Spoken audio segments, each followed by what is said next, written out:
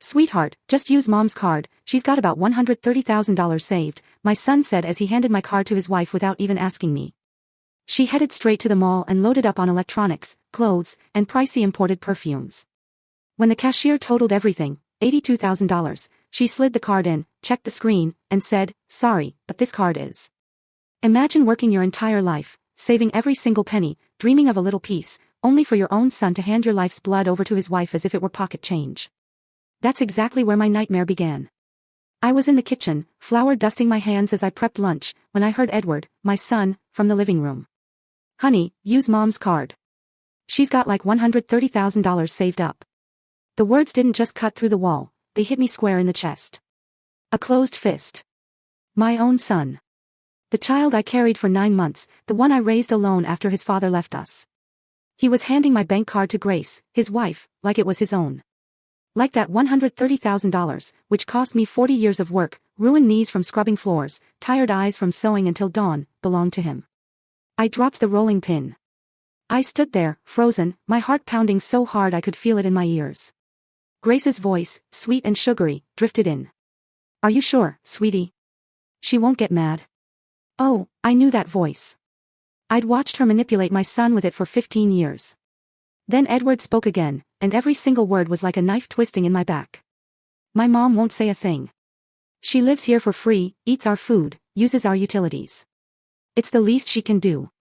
Help us out a little. Besides, she's old now. What does she need all that money saved for? We have expenses. We have a life ahead of us." Tears welled up, burning my eyes, but I swallowed them down. No. Not anymore. I had cried enough in this house over the last 20 years. That's how long it had been since Edward convinced me to sell my own little house to help him with the down payment on this property, the one he now claimed was his alone. Free, he'd said. I lived for free in the house I helped buy. I ate for free from the food I cooked every day. I used for free the utilities I paid for with my $500 monthly pension, which I handed over in full, not keeping a single cent for myself. I heard Grace's footsteps approaching, the jingle of her purse, the car keys. She was heading to the mall with my card in her hand, with the pin Edward had just given her, access to every dollar I had ever sweat for. "I'm off to the mall. Josephine, need anything?" she called out, her voice dripping with that fake kindness she reserved for Edward's presence, as if we were friends. As if she hadn't taken my son from me piece by piece all these years. "No, dear, thank you," I managed, my voice firm, not turning around, not letting her see my face. The door closed. The car engine started, the sound fading down the street. I sat down, looking at my hands. 68-year-old hands, full of wrinkles and spots. Hands that had worked without rest since I was 14. I remembered every single one of those $130,000. Every bill had a story, a sacrifice, a surrender. The first $10,000 came from working as a seamstress, 6 days a week, 14-hour days, for $20 a day, saved in an envelope under my mattress. 3 years it took, eating rice and beans, not even buying new shoes. Another $20,000 from extra cleaning jobs on Sundays, my only supposed day off. Cleaning huge houses for $50 a pop, 3 houses every Sunday. Another $150, all saved. The rest came from years of having no life, no new clothes, no salon visits, no eating out, saying no to everything that cost money. While other women my age traveled or treated themselves, I counted pennies, putting them into that bank account I opened 30 years ago. For what? To have my own place someday. A small, modest apartment where no one could tell me I was living for free. Where I could close my door and be the master of my own space, my peace, my life. That was all I wanted. It wasn't much to ask for after 68 years. But now my son, my own son, had just handed over my card as if it were his, as if I didn't exist, as if my life and my effort were worth nothing. Edward walked into the kitchen, phone in hand, not even looking at me. He poured himself water. "Mom, I have a meeting at 3, and I need to eat quick," he said, his tone a command, not a question. "Almost," I replied, my legs shaky as I went back to the dough. "Hey, Mom. Grace went to the mall. We needed a few things for the house," he added, still glued to his phone, as if it were the most normal thing in the world. I didn't answer. I kept kneading, pressing the dough harder than necessary, anger and pain churning in my chest. "Did you hear what I said?" he asked, finally looking up. "Yes, I heard," I said without turning. "And any problem?" Irritation laced his voice, as if I were the one in the wrong. I turned and looked him in the eyes. Those eyes that used to look at me with love, with respect, with admiration. Now. Impatience. Annoyance. Should I have a problem? I asked, calm despite the volcano erupting inside me. No, of course not. It's just some things for the house. Besides, Mom, you live here. It's normal for you to help with expenses from time to time, he said, returning to his phone as if the conversation was over. Help with expenses. He said that as if I didn't give him my entire pension every month. As if I didn't cook, clean, wash, and iron for the whole family without $1 of pay. As if I hadn't dedicated the last 20 years of my life to serving them. I understand, I said, going back to my dough. Edward left. I stood there, looking out at the small garden I tended, the roses I planted, the grass I watered, the tomatoes I grew, all in a house my son claimed was his alone. In that moment, a decision formed. No. I was not going to stand by and watch them steal the only thing I had left. I was not going to let Grace spend in one day what took me 40 years to save. And I was definitely not going to continue living in a house where I was treated like a maid and not a mother. I finished lunch, wiped my hands on my apron, and went straight to my room. Locked the door. I pulled out my old phone, dialed the bank number I knew by heart. My heart raced as I waited through the rings. National Bank. Good morning. This is Linda. How can I help you? A friendly voice answered. Good morning. I need to block my debit card immediately, I said, my voice firm. After confirming my details and answering security questions, the operator asked, was there a problem with the card? Did you lose it or was it stolen? Let's just say someone has it without my authorization, I replied, choosing my words carefully. Perfect. I am now blocking the card immediately. No one will be able to make any transactions. Would you like us to send a new card to your home address? Linda from the bank explained. Yes, please, but don't send it to this address. I'll pick it up in person at the branch next week, I said, thinking fast. I didn't want Edward or Grace to intercept my new card. No problem, Mrs. Josephine. Your card was blocked at 11:02 in the morning. Is there anything else I can help you with? No, that's everything. Thank you very much. I hung up, my hands trembling. I sat on the edge of my bed, the twin bed Edward had given me when I moved in, claiming the room was small. This 10 by 10 space, a bed, a small closet, a nightstand. This was my entire world in a 4-bedroom house. Grace had a walk-in closet bigger than my whole room. Edward had his private office. A TV room, a formal dining room only used for guests. And me? In the smallest room, originally the pantry. But I never complained. Because he was my son. Because I loved him. Because I thought one day he would see me as his mother again, not a burden. How naive I was. Then I heard Edward's phone ring in the living room. His voice, answering, then silence. Then it got louder. Agitated. What do you mean it's blocked? That's impossible. My mom never blocks anything. She doesn't even know how to use those bank things. I stayed still, holding my breath, listening. Grace, wait, let me call my mom. Seconds later, a knock on my door. Mom, are you in there? I need to talk to you urgently. Coming, I said, waiting a few moments, pretending to be busy. I opened the door. There he was, phone in hand, that anxious expression he got when things didn't go his way. Mom, Grace just called me from the mall. She says your card isn't working, that it's blocked. Did you block it? He asked, blunt. I looked him in the eyes. For the first time in 20 years, I wasn't afraid to tell the truth. Yes, I blocked it, I said calmly. What? Why would you do that? Grace is at the checkout with a cart full of things. She's being completely embarrassed. Edward's voice rose. I didn't give her permission to use my card.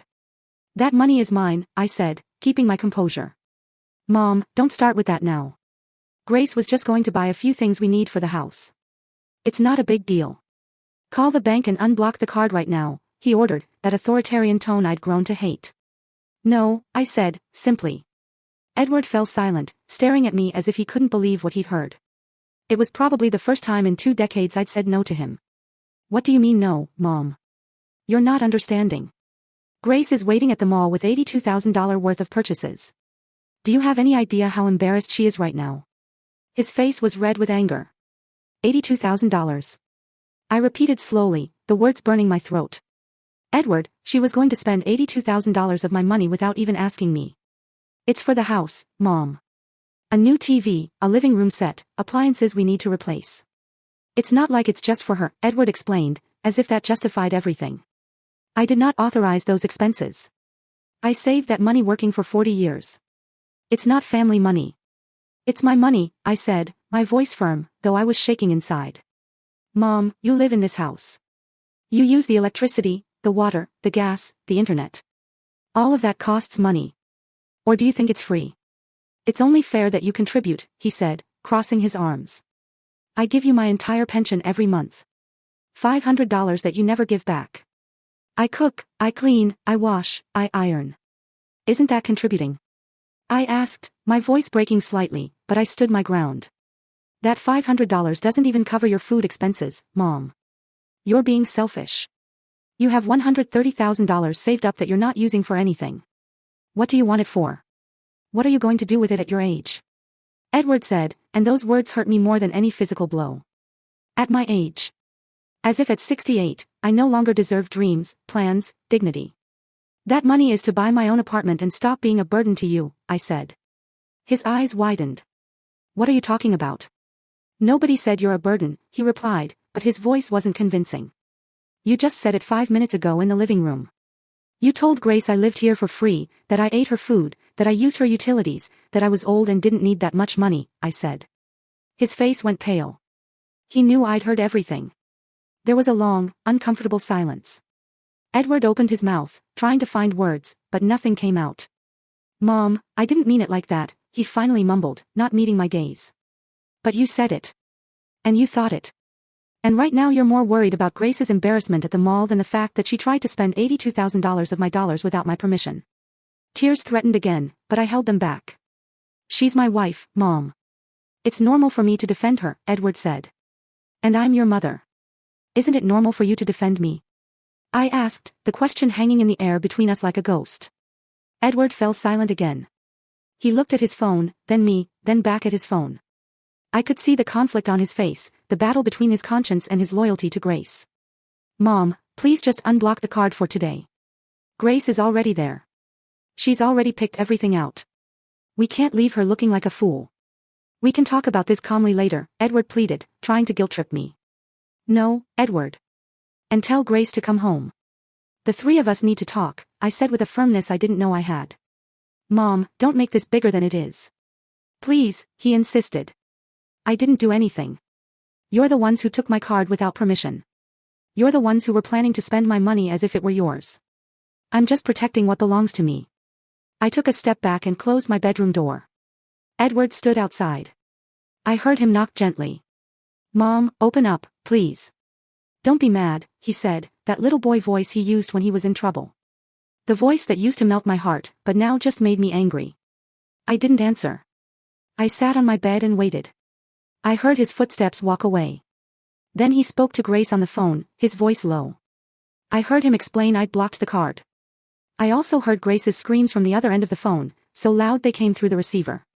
Your mother is crazy. I'm standing here like an idiot in front of all these people. The cashier already called the manager. This is humiliating. Grace shrieked. And I didn't feel a single ounce of guilt. Let her feel embarrassed. Let her feel what it's like to be made to look bad. I had felt embarrassed for 20 years. Every time I was introduced as the mom who lives with us at family gatherings. Every time Grace told her friends I helped around the house as if I were the maid. Half an hour passed before I heard Grace's car pull up. The door slammed open, shaking the walls. Her heels clicked on the hardwood floor, the sound that always announced a storm. Where is your mother? She snarled. Grace, calm down.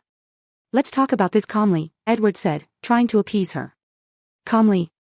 Your mother put me through the biggest embarrassment of my life. There were like 20 people watching while the cashier tried to run the card over and over. I had to leave everything there and run out. Grace screamed. I could picture her perfectly, red face, hands waving. I know, honey, I know. But she heard what we talked about this morning. She's upset, Edward explained. So what if she heard? We told the truth. She lives here without paying for anything. The least she can do is help us when we need it. It's not fair that she has $130,000 saved up while we're killing ourselves working and paying all the bills for this house. Grace said. Every word confirmed what I already knew. To her, I wasn't a person. I was a source of money. I got up, opened my bedroom door, and walked towards the living room. Grace looked at me, fury blazing in her eyes, still clutching the empty shopping bags. Josephine, we need to talk seriously, Grace demanded, no greeting, no hello. Yes, we need to talk, I replied calmly, and sat in the armchair, the only place they allowed me to sit. The large sofa was Grace's exclusive territory. Why did you block your card? Why did you embarrass me like that? She attacked. I didn't embarrass you. You brought it on yourself by trying to spend $82,000 of my money without my permission, I replied, looking her directly in the eye. It's not just your money. This is a family. Family share. Grace shouted, taking a step towards me. I am not your family, Grace. I am Edward's mother. And my money is mine. I earned it. I saved it. And I decide what to do with it, I said, keeping my tone calm, though inside I wanted to scream everything I had held back for 15 years. Mom, please don't be like that. Grace just wanted to buy things we really need for the house. The TV in the living room is 8 years old. The couch is all worn out. The refrigerator is making weird noises, Edward intervened, trying to justify the unjustifiable. If you need those things, buy them with your own money. You both work.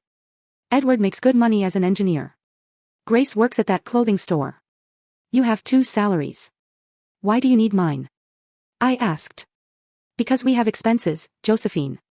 This house doesn't maintain itself.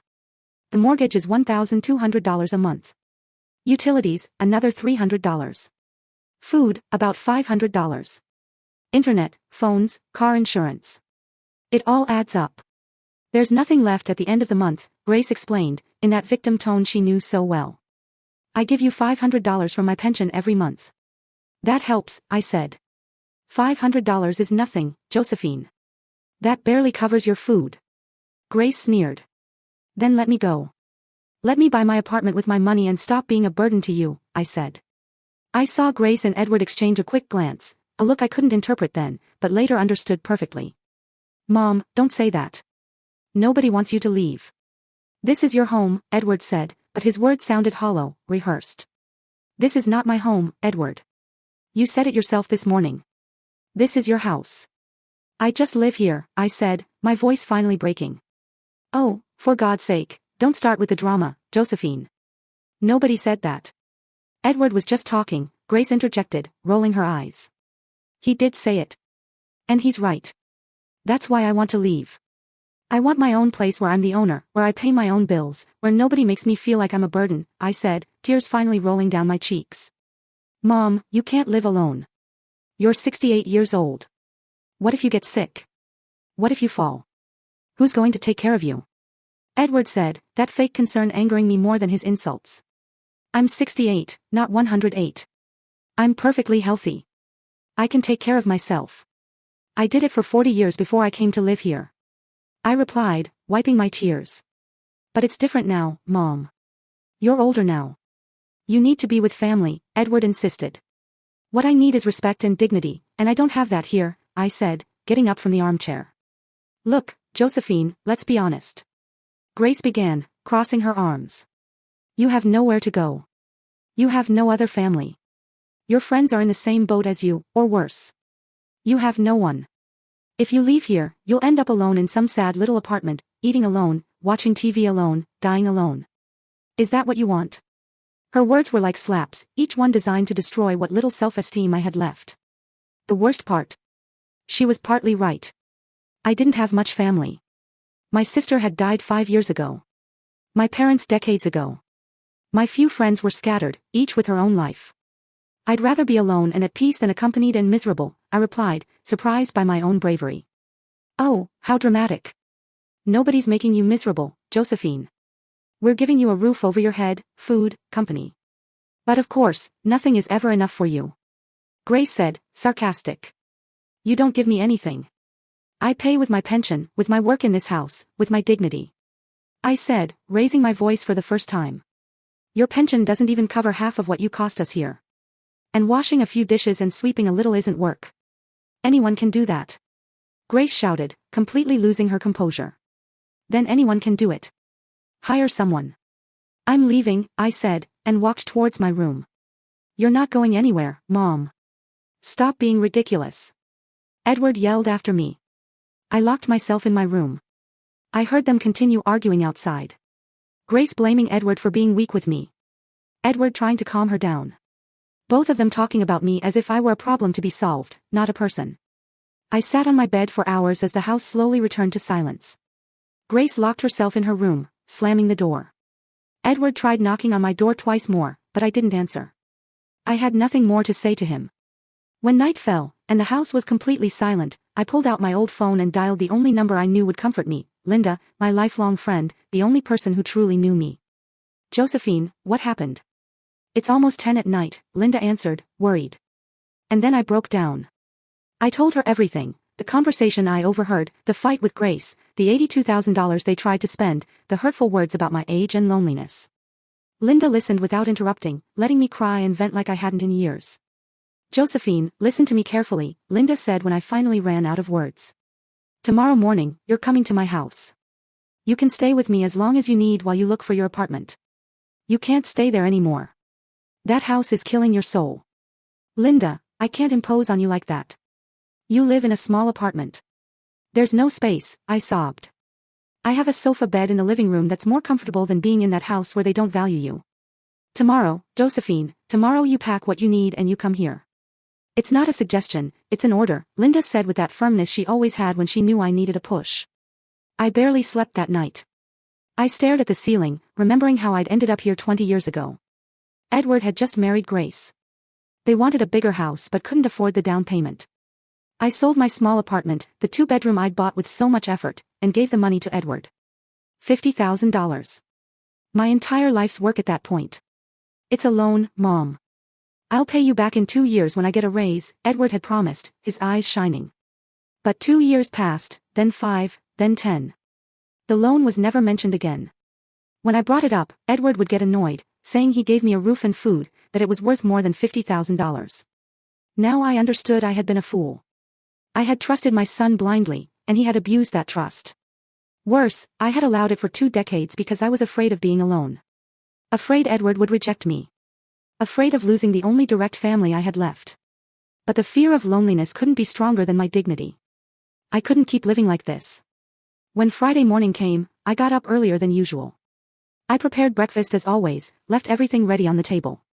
But this time, I didn't stay to serve them. I showered, dressed in my best clothes, and started packing my things into the 2 old suitcases in my closet. I didn't have much, modest clothes, a few shoes, photographs, important documents, and the small wooden box where I kept my few pieces of jewelry, my mother's wedding ring, silver earrings from my sister, a thin chain from my first paycheck. Everything fit. I heard Edward and Grace get up, heard their voices in the dining room, eating the breakfast I'd prepared. Neither knocked on my door. Neither asked if I had slept well. It was as if I didn't exist unless they needed something. I waited for them both to leave for work. Edward left first at 8:30, as always. Grace left at 9. When I heard her car fade away, I took my suitcases out of the room. I walked through the house one last time, looking at every corner I had cleaned thousands of times. The kitchen, where I spent countless hours cooking for a family that barely said thank you. The living room, where I could never sit comfortably because it was Grace's space. The dining room, where I always sat in the corner, in the least comfortable chair. I left the house keys on the dining room table. Next to them, I left a note I had written during the night. Edward, I'm leaving. I can't keep living in a house where my only value is my money. Thank you for these 20 years, but I need to get my dignity back. Don't look for me. When I have my new apartment, I'll send you the address. I love you, but I love myself more. Mom. I called a cab and waited outside with my 2 suitcases. Mr. Ernest, the next-door neighbor, was watering his garden. Good morning, Josephine. Going on a trip? He asked kindly. Something like that, Mr. Ernest. Something like that, I replied with a smile that didn't reach my eyes. The cab arrived in 10 minutes. The driver, a young man, helped me with the suitcases. Where to, ma'am? I gave him Linda's address and looked out the window, watching the streets of the city go by. Every block took me further away from Edward and Grace. And strangely, instead of sadness, I felt something like relief. Linda was waiting at the door of her building. When I arrived, she hugged me so tight I could barely breathe. And that hug made me cry again. But this time, they weren't tears of pain, but of gratitude. You're here. You're safe now, Linda whispered, stroking my hair as if I were a child. Her apartment was small, as she had said, living dining room, 1 bedroom, kitchen, bathroom. But it was clean, tidy, and most importantly, filled with peace. No tension. No contempt. No hurtful words waiting to attack. The sofa bed is all yours. It's not much, but it's comfortable, and this house is your house as long as you need to stay, Linda said. Linda, I don't know how to thank you for this, I said, my voice broken. You don't have to thank me for anything. That's what friends are for. Besides, you'll keep me company. Ever since I became a widow 3 years ago, this house has been too quiet, Linda said with a warm smile. We spent the rest of the morning organizing my things. Linda made me feel welcome in 1,000 small ways. At 1 in the afternoon, my phone started ringing. It was Edward. I didn't answer. He called again and again. Finally, a voicemail. Mom, where are you? I came home for lunch and you're not here. I saw your note. Please call me. I'm worried. Worried. How interesting that he was worried now. He wasn't worried yesterday when he yelled at me. He wasn't worried when his wife tried to steal $82,000 from me. He wasn't worried for 20 years while I withered away in that house. Linda looked at me. Are you going to answer him? She asked. Not yet. I need to think clearly first. I need to decide what I'm going to do with my life before I talk to him, I replied, turning off the phone. That afternoon, Linda and I sat on her small balcony with coffee. You know what hurts the most, Linda? I said after a long silence. It's not the money they tried to spend.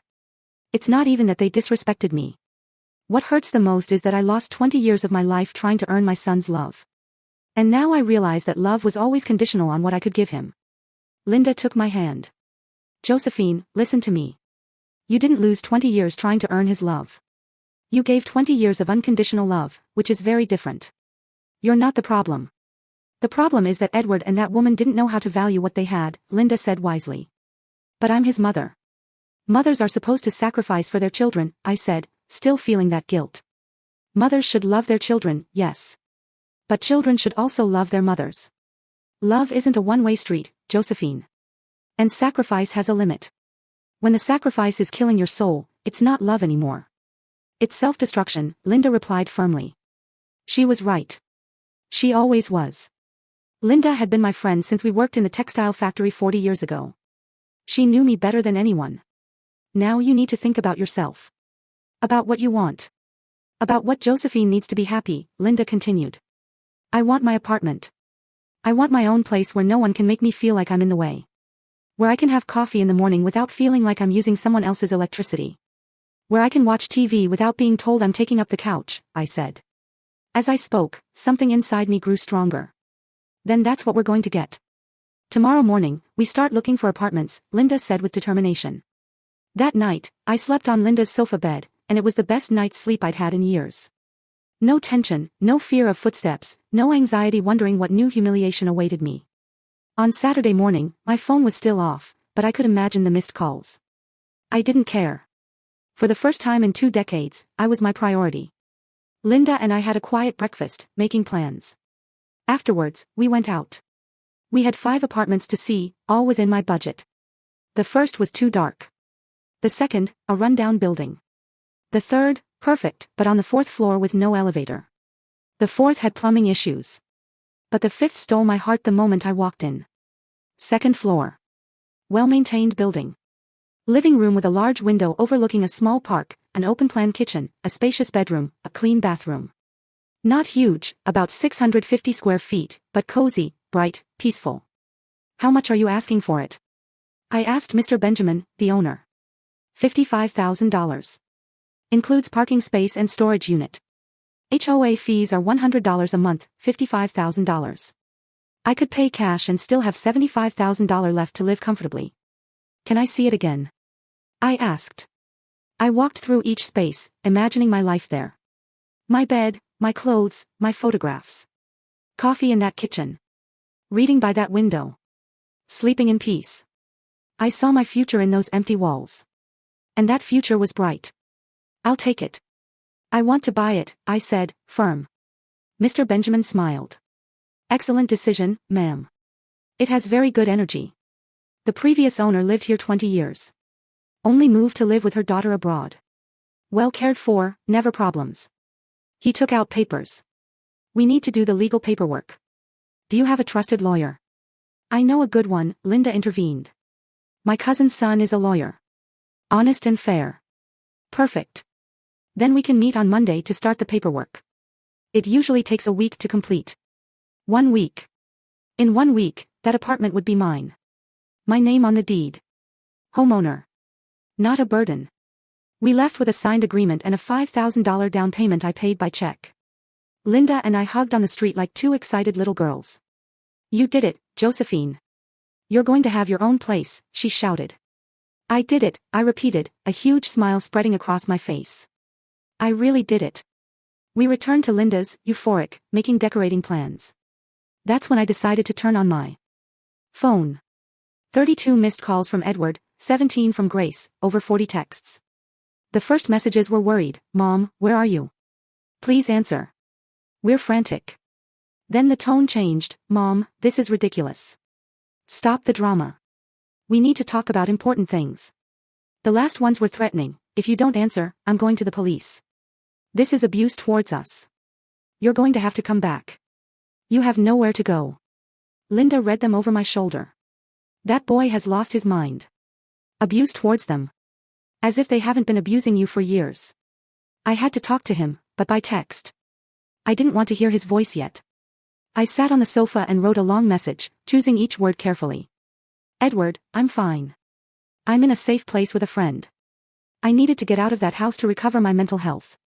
For 20 years, I lived feeling like a burden. And yesterday's incident was the last straw. I bought my own apartment. I'm moving in a week. This isn't a punishment for you. It's a decision of self-love for me. When I'm settled, I'll give you my address and we can talk calmly. I love you, but I have to do this. Mom. I pressed send before I could change my mind. The 2 check marks appeared, then turned blue. He'd read it. 3 dots appeared, then disappeared. Again. Finally, his reply, Mom, this is crazy. You can't just buy an apartment like that. Who's going to take care of you? Who's going to help you if you get sick? Have you thought about that? Besides, Grace is very upset. She says you owe her an apology for the embarrassment at the mall. We need you to come home and talk about this like adults. I read it 3 times. No apology from him. No acknowledgement of what they had done. Just more manipulation. More attempts to make me feel guilty. More fake concern. Are you going to answer? Linda asked. Yes, I said and wrote a short, clear reply. Edward, I'm 68 years old, not 98. I can take perfectly good care of myself, and I don't owe Grace any apology. She tried to spend $82,000 of my money without my permission. If anyone should apologize, it's you too. We'll talk when I'm ready, Mom. I turned the phone off again. I didn't want to read his attempts at manipulation. Linda was right, I needed space to think clearly. Sunday was absolute peace. Linda and I went to church, something I hadn't done in years because Sundays were Grace's big family breakfasts, and I had to cook. Afterwards, we walked through the flea market, looking at furniture. I found a small, beautiful dining table for $80. A set of pots for $30. Plates, glasses, towels. Linda insisted on buying me new sheets.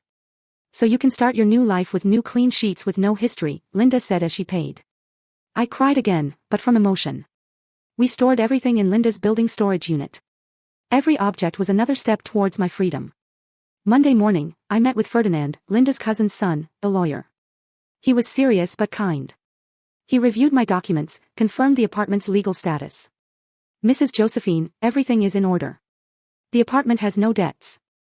Mr. Benjamin is the sole owner. We can close the sale next Friday. Are you sure you want to pay in cash? You could get a mortgage, Ferdinand explained. No, I want to pay in cash. I want it to be completely mine. No debts, no mortgage.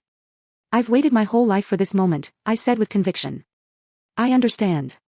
Then on Friday at 10 a.m., we'll meet here to sign the deeds. You'll need to bring $50,000, plus $5,000 for notary fees and taxes. Your $5,000 down payment will be deducted, $55,000 total. Less than half my savings. I could do it. I would. I left the office feeling stronger than ever. I walked through the city with new eyes. Everything looked different when you knew you were building your own life, not just surviving in someone else's. Back at Linda's, I briefly turned on my phone. Edward had sent one more message. The tone had completely changed. Mom, I talked to Grace. She's willing to apologize if you do, too. We can forget this whole misunderstanding if you come home today. We miss you. The house isn't the same without you. Please think carefully before you make a mistake you can't reverse. A mistake I can't reverse. As if buying my own home was a mistake. As if reclaiming my dignity was something to regret. As if 20 years of feeling invisible wasn't the real mistake. I didn't reply. I had nothing more to say. The next few days were a mix of nerves and excitement. Linda and I bought more things for my apartment. A comfortable sofa from a garage sale for $120. A used queen-size bed for $200. I went to the bank, and Ramona, the teller, was patient as I got the cashier's check for $55,000. Ma'am, this is a considerable amount. Are you sure this is a legitimate transaction? She asked, genuinely concerned. It's not fraud, dear. I'm buying my first home at 68, I replied with pride. Ramona smiled. That's beautiful, ma'am. Congratulations. My grandmother also bought her house at 70 after divorcing my grandfather. She told me they were the best years of her life. Her words gave me hope. It wasn't too late. It was never too late to start over. On Thursday night, Edward showed up at Linda's building. I don't know how he got the address. He buzzed insistently until Linda answered. Who is it? She asked dryly. It's Edward, Josephine's son. I need to speak with my mom. I heard his voice. Linda looked at me. I took a deep breath. Let him come up, but you stay here with me. Linda nodded. Minutes later, Edward was knocking. When I opened it, I was surprised. He looked worn out. Dark circles under his eyes. Wrinkled clothes. Messy hair. He didn't look like the successful engineer he pretended to be. Mom, he said, his voice breaking a little. Edward, I replied, not inviting him in. Can we talk? He asked, looking inside where Linda stood, arms crossed, like a guardian. Here is fine, I said. Edward sighed.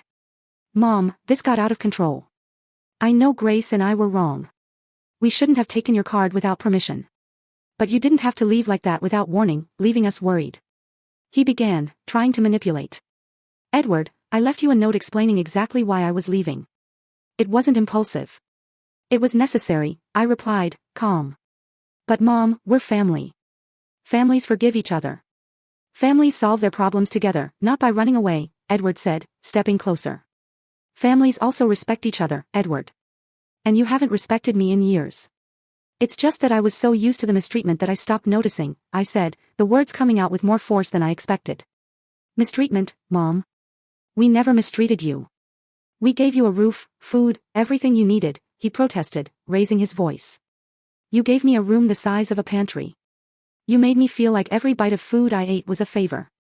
You treated me like a maid and not a mother. And when I saved money from 40 years of work, you tried to steal it, I said, each word releasing a weight I'd carried too long. We weren't going to steal anything. It was just going to be some things for the house where you also live. It's not stealing, Mom. It's sharing as a family. Edward shouted, losing composure. $82,000 isn't sharing, Edward.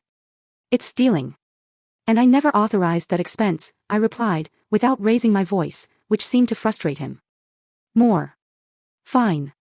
Okay, I admit it was a lot. Grace got excited seeing all those things on sale, but we can fix this. Come home, and I promise that none of this will ever happen again, he said, pleading now. I'm not coming back, Edward. Tomorrow, I sign the deed to my new apartment. I'm moving this weekend. I've already made my decision, I said. His face went from pleading to shock. You already bought an apartment. Without consulting me. Mom, that's crazy. What if you got scammed? What if it's a bad deal? I should have checked those things with you, he almost panicked. I have a notary, a lawyer. Everything is legal and verified. I didn't need your permission, Edward. I'm a 68-year-old adult with full mental capacity. I can make my own decisions, I explained patiently. Edward was silent for a moment, processing it. I saw his eyes darting, calculating, thinking about his next move. And the money. How much do you have left after buying that apartment? He asked. There it was. The real reason for his visit. He wasn't here for me. He was here for my money. That's none of your business, Edward, I replied firmly. Of course, it's my business. I'm your son, your only family. I have a right to know how you're managing your finances. At your age, you can make errors in judgment, he said with that patronizing tone. At my age, I have more experience and wisdom than you. I've managed my money for 40 years without making mistakes. I'm not going to start now, I said, crossing my arms. Mom, let's be honest. That money is also a little bit mine. I've supported you for 20 years. I've given you a house, food, utilities. That has a value. If we calculated, I probably owe you little to nothing, Edward said, and his words hit me like a bucket of ice water. Linda stepped forward from inside. Young man, I think it's time for you to leave. You heard your mother. She's made her decision, and you have no right to her money, Linda intervened, her voice firm.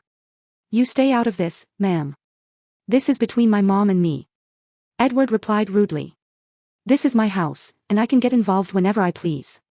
And I'm going to ask you to leave right now or I'm calling security, Linda said, pulling out her phone. Edward looked at me with anger and desperation. Is this what you want, Mom? To break up our family? To let strangers get between us? He asked, pointing at Linda. Linda is not a stranger. She's been my friend for 40 years. She's been by my side in times when you didn't even exist. And no, Edward, I'm not breaking up the family. The family broke when you stopped seeing me as your mother and started seeing me as your ATM, I said, tears threatening. But I held them back. I can't believe you're doing this. Grace was right about you. She said you were selfish, that you only thought about yourself, and I defended you. What a fool I was. Edward said, venom in every word. Those words hurt more than I wanted to admit. But they also confirmed what I already knew. Grace had poisoned my son against me for years, and he had let her. If that's what you think of me, then it's better that I get out of your life. I don't want to be a burden to anyone, I said, my voice trembling. Fine, perfect. Go to your apartment. Live alone. But don't come running when you get sick or need help. Don't come back when you realize you've made a mistake. Edward said, turning to leave. Edward, I called out, and he stopped without turning. I love you. I'll always love you. You're my son. But I can no longer live sacrificing my dignity for your comfort. I hope one day you understand that. Edward didn't reply. He just kept walking towards the elevator. I watched him press the button and disappear behind the closing doors. And with those doors, a chapter of my life also closed. Linda hugged me as I finally allowed myself to cry. I cried for the 20 lost years, for the broken relationship with my son, for the family that could have been but never was. But I also cried with relief, because I knew I had made the right decision, even though it hurt. I barely slept that night. I tossed and turned, replaying the conversation, questioning if I'd been too harsh, wondering if I should have given him another chance. But every time I thought about going back, I remembered the 20 years of small and large humiliations. I remembered the attempted theft. I remembered all the times they made me feel invisible. No, I couldn't go back. For the first time in my life, I had to choose myself. Friday dawned sunny and beautiful, as if the universe was celebrating with me. Linda and I dressed in our best clothes. She insisted on accompanying me to the lawyer's office. This is one of the most important days of your life, Josephine. You're not going to live it alone, Linda said, putting on her cream-colored silk blouse, the one she reserved for special occasions. We arrived 15 minutes early. Mr. Benjamin and Ferdinand were already there. Good morning, Mrs. Josephine. Ready to be a homeowner? Ferdinand asked warmly. More than ready, I replied with a huge smile. The process took almost 2 hours. I signed so many papers I lost count. Ferdinand patiently explained each document. When it was time to hand over the $50,000 check, my hand trembled slightly. It was almost everything I had. But I looked at Linda, smiling at me with pride, and I remembered why I was doing this. I placed the check on the table. Mr. Benjamin nodded. Ferdinand processed it. Very well, Mrs. Josephine. With this, we complete the transaction. This apartment is now legally yours. Here are the deeds with your name, the keys, and the building documents. Congratulations on your new home, Ferdinand said, handing me a thick envelope and a keychain with 3 keys. I held the keys as if they were the most valuable treasure in the world. And to me, they were. These keys represented freedom, dignity, independence. They represented the end of a dark chapter and the beginning of something new. Thank you, Ferdinand. Thank you, Mr. Benjamin. You don't know what this means to me, I said, my voice breaking. Believe me, I do, Mrs. Josephine. I've seen many transactions, but few with as much emotional weight as this one. I hope you'll be very happy, Ferdinand said sincerely. We left the lawyer's office, and Linda practically screamed with excitement. You did it. You own your own home. At 68, you've taken your life back, she shouted, hugging me, and we spun on the sidewalk like two crazy little girls. People passing by looked, some smiled. An elderly woman stopped. Oh, how wonderful. Congratulations, dear. It's never too late to fulfill your dreams, she said with a warm smile. Linda and I went straight to the apartment. I wanted to see it again, now that it was officially mine. I opened the door with trembling hands. The apartment was exactly as I remembered it. Empty, smelling clean, filled with light. But now it looked different. Now it wasn't just a nice space. It was my space. My home. I walked slowly through every corner, touching the walls, imagining where I'd put each piece of furniture. It's perfect, Josephine. It's absolutely perfect, Linda said, tears in her eyes. Yes, it is, I replied, also crying, but from pure happiness. We spent the rest of the day cleaning, even though it was already spotless. I wanted it perfect before my things arrived. Linda brought supplies, and we worked together like in the old days, when we cleaned other people's houses. On Saturday morning, Linda organized a small army. Her niece Antonia, a strong 30-year-old who worked for a moving company, arrived with her truck and 2 friends. It was beautiful to see my empty apartment fill up with life. The dining table looked perfect by the window. The sofa fit exactly. The bed looked majestic with the new sheets Linda had given me. Every object in its place, every space designed for my comfort. Antonia and her friends were incredibly kind. They refused to charge me for the full move.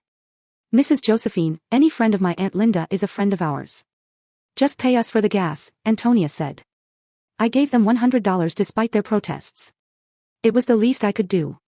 By noon, the apartment was completely set up. It wasn't luxurious, but it was cozy and functional. The curtains gave it a warm touch. My framed photographs gave it personality. My plants on the small balcony brought it to life. Linda insisted on staying to help me organize the kitchen. Tomorrow, we'll go to the market and buy food to fill your refrigerator, Linda said. Linda, you've already done so much for me. I don't know how I'll ever repay you, I said, overwhelmed. You're not going to repay me anything. Friends don't get paid. They support each other. Besides, you do the same for me, Linda replied, hugging me. She was right.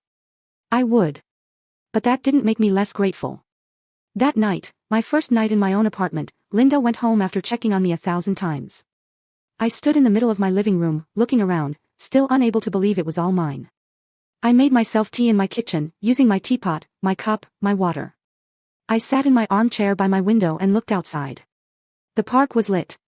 People walked their dogs. Others enjoyed the cool night. For the first time in 20 years, I felt no anxiety.